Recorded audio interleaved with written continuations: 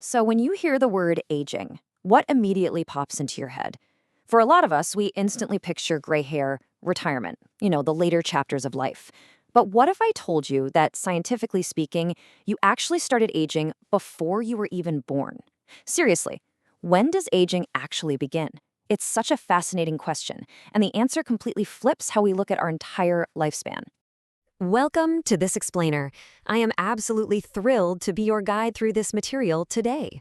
We are going to completely demystify the aging process by looking through three really incredible psychological lenses. We'll explore how our minds, our identities, and our social worlds transform from our very first breath right into our later years. Okay, here's our roadmap for today.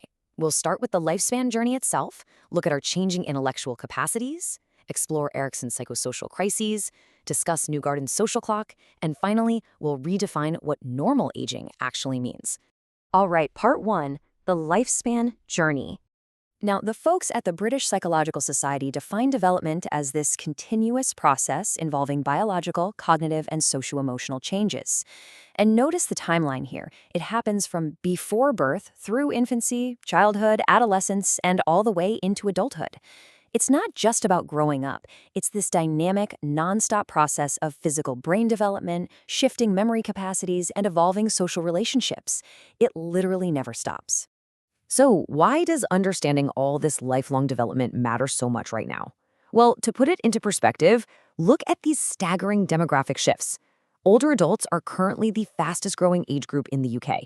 In 2022, basically 1 in 5 people was age 65 or over. And get this, the population over 85 is projected to almost double by the year 2045. We're living in a society that is fundamentally restructuring its age profile, making it absolutely crucial that we understand the psychology behind these later stages of life. Moving right along to section 2, changing intellectual capacities. To really grasp cognitive changes in later life, we first have to see how rapidly our intellect builds in early life. This is Jean Piaget's famous timeline of cognitive development. From birth to age 2, we're in the sensory motor stage. We are basically learning purely by doing.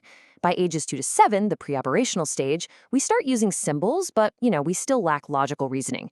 Between 7 and 12, concrete operations kick in, meaning we start thinking logically about tangible things. And finally, from age 12 onward, we hit the formal operational stage, where that abstract, multidimensional thinking really takes off. This explosive early growth builds the entire foundation of how we think. But here's the thing.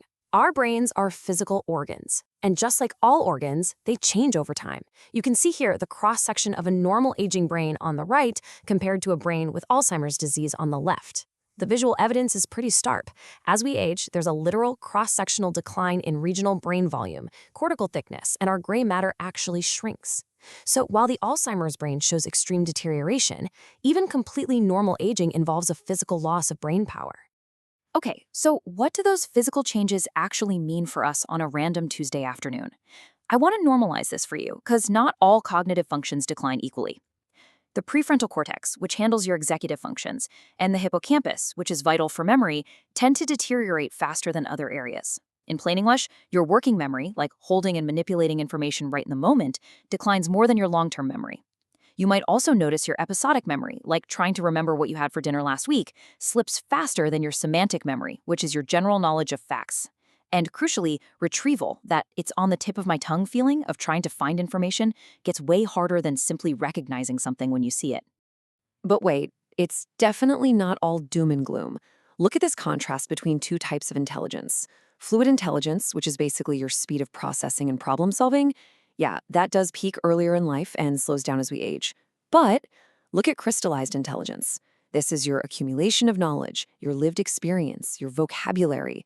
This actually continues to grow and peaks much later in life. So sure, we might lose a little bit of processing speed, but our accumulated wisdom, it's literally expanding.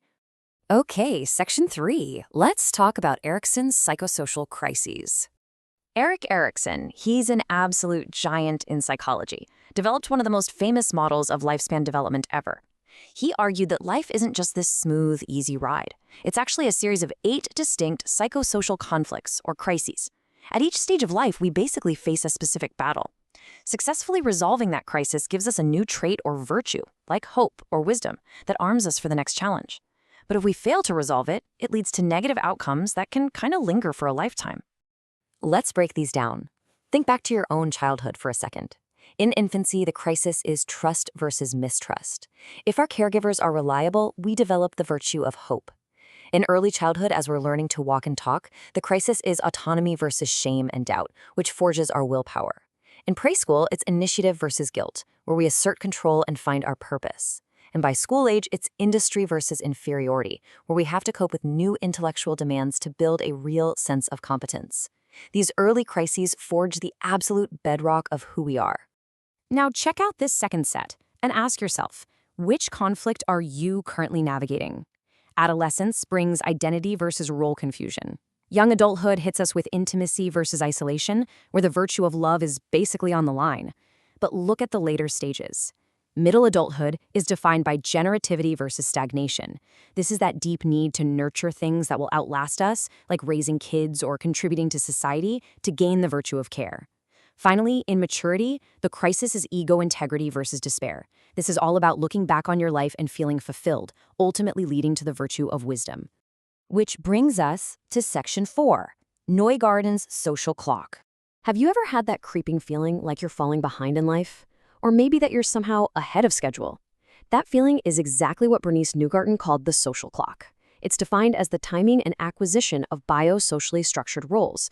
Stuff like when you should graduate, get married, have kids, or retire.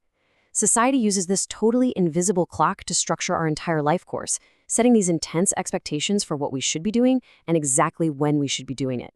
So the real crux of her theory is how this clock affects our mental health, especially in the second half of life. Neugarten contrasts predictable events with unpredictable ones. Predictable events happen on time according to that social clock, like widowhood for women in their 80s. Because society expects it, it actually demands less effortful adjustment from the individual. But unpredictable events, like the tragic death of an adult child, completely violate the social clock. Because the timing is just so unexpected, it requires a massive effort to adjust and carries a much, much greater risk of deeply destabilizing a person. It's the predictability, not just the loss itself, that really dictates our psychological response. Finally, Section 5, Redefining Normal Aging. All right, so what's the big takeaway from all this science? First, old is a completely arbitrary category. Those conflicting stereotypes of older adults as either perfectly wise or hopelessly senile just limit us. Second, while a slight cognitive decline, like taking a couple of extra seconds to remember a movie title, is perfectly typical, it only becomes abnormal when it severely interferes with your daily life. But here is the most empowering part. While recovering from severe decline is tough, we have incredible tools for prevention. Keeping your environment enriched, continuously using your intellect, and engaging in regular physical activity literally act as protective barriers for your brain across your entire lifespan.